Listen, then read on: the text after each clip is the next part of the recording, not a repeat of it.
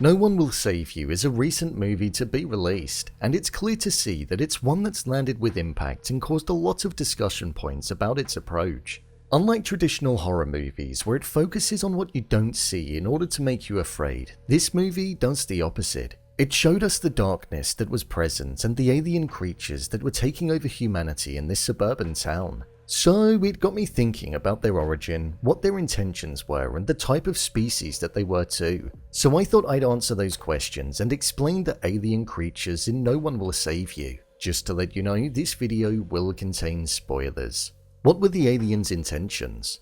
It seemed as though the aliens had their eye on this town in the States for a while, but they hadn't taken any action until the moment that we first saw it take place when the first one entered Brynn's house. This is due to the brown circle which was on the grass outside of Brynn's house, showing that something had previously happened. This could mean a number of different things. It seems like it's a remnant or a trace of the beam from the UFO that puts the aliens down on the ground, or it could be from when they beamed something up in the past on board the ship. This could mean that the aliens had been coming down during the night and looking at the humans up close and deciding whether or not they were worth taking over. Or they could have been beaming up animals up into the ship, and then once realizing that they weren't as advanced of a species as the humans that they observed, they then realized that they didn't want them, and wanted to work their way up to the most advanced being on the planet, which would have been the humans.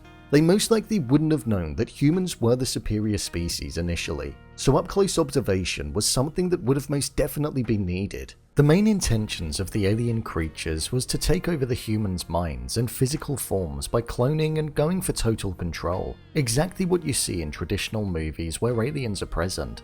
They had this weird biological mutant being which would be put inside of the humans in order to gain that total control and to get them to take over their form. I almost see it as being like what Brynn was doing with the town and the townfolk that she built with her mother in her house for fun. This was just the aliens' version of fun, and their own model town, so I don't think there was a thing for total world domination. At least, I didn't get that vibe completely. But outside of the metaphorical standpoint of the aliens and them being there to make Brynn confront her guilt and get her to move on and forgive herself for what she did to Maud, I think they just saw the town as their type of playground, like what Brynn did with hers. The different type of species.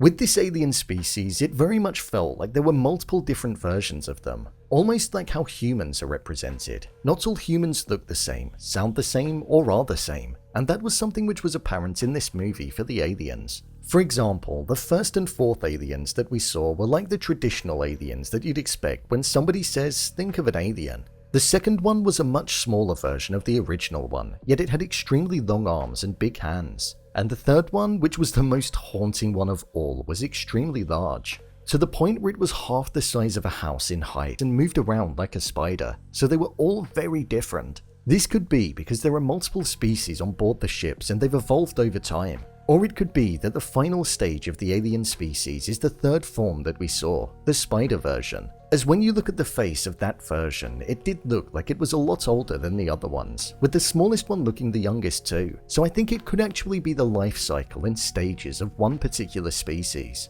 We must remember as well, outside of the three different types of aliens that we saw, there was a version which was almost like the supreme leader. All of the aliens looked up to it when Brynn was lying down on board the ship, and it seemed to tell them to put her back down upon the ground, unharmed and untaken over. So there must be one version of the aliens that we didn't see that is the almighty one, and could be their ruler, ultimately having the final say on what it is that ends up happening. They couldn't even see them, it was just a voice that reverberated around the ship, so there's definitely a hierarchy in place, something I didn't really think about. The aliens' powers. Within the movie, we were shown some different types of powers that were showcased by each of the creatures. Powers that did make them look like they were a force to be reckoned with. So it is surprising that Brynn actually managed to evade them every single time she encountered them, other than right at the end. Let's start with the small species. This small creature was definitely the least powerful out of them all. And if it's because what I said earlier, with them being the youngest, that would make the most sense, as they'd be the least developed. In terms of powers, it had extremely long arms and big hands which it used for walking, almost like how a chimp does. It allowed it to have extra speed than if it was just walking on its two legs upright. It appeared to have a sharp bite on it and enhanced strength, as it was able to rip through a door quite easily and without causing any damage to itself. Unlike the other aliens, it didn't appear to have the ability to move objects with its mind, something which ultimately caused its demise as it was pierced with a broom. The main version that we saw in the traditional sense seemed to have all of the powers that the smaller version had, but something which went in its favor and something which was very advantageous was the fact that it could move objects with its mind, without needing to move its hands at all. So on several occasions, the alien was able to disarm Brynn quite easily, and move the direction of objects that were going their way. They didn't rush around like the smaller version because they didn't need to. I would say that they stood at nearly 6 feet tall judging by the height of them in the house, and they also walked with a calm approach. On their feet as well, they almost had 4 separate strands on the bottom of them that allowed them to walk around, which seemed very interesting. I imagined this meant that they'd be able to change direction without the need of twisting their entire body. 2 of the main powers that they had, which was what ultimately dictated the direction of the movie, was 1. They could produce this mutant biological being which would enter a human and take over their body, bending them to the control of the aliens. And the second was that with the touch of a finger on the head of the human, they were able to take a look inside of their mind and see their guilt, fears, and I imagine any other memory, almost like a hard drive, something which was extremely interesting to see being used.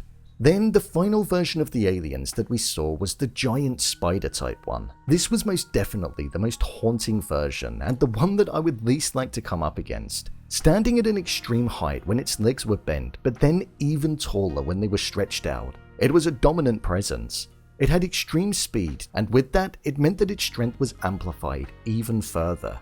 We didn't really see it using telekinesis, so I do wonder if it has the ability to do so. I would imagine that it would, due to it appearing as though it's the most advanced phase of the creature. They didn't have many weaknesses, but Brynn did manage to exploit every single one of them. For example, boiling water was a weakness of them. Their head and their brain being destroyed was one of theirs too. And for the larger alien, getting stuck inside of small spaces was a clear weakness for it, but also fire. So despite their strengths and powers, there are clear weaknesses for them all. Weaknesses that are able to be exploited. The aliens in this movie were most definitely an interesting inclusion, and they were well thought out. I like the fact that they were aliens. It wasn't a spirit, it wasn't a ghost, it wasn't anything like that. It was an extraterrestrial being.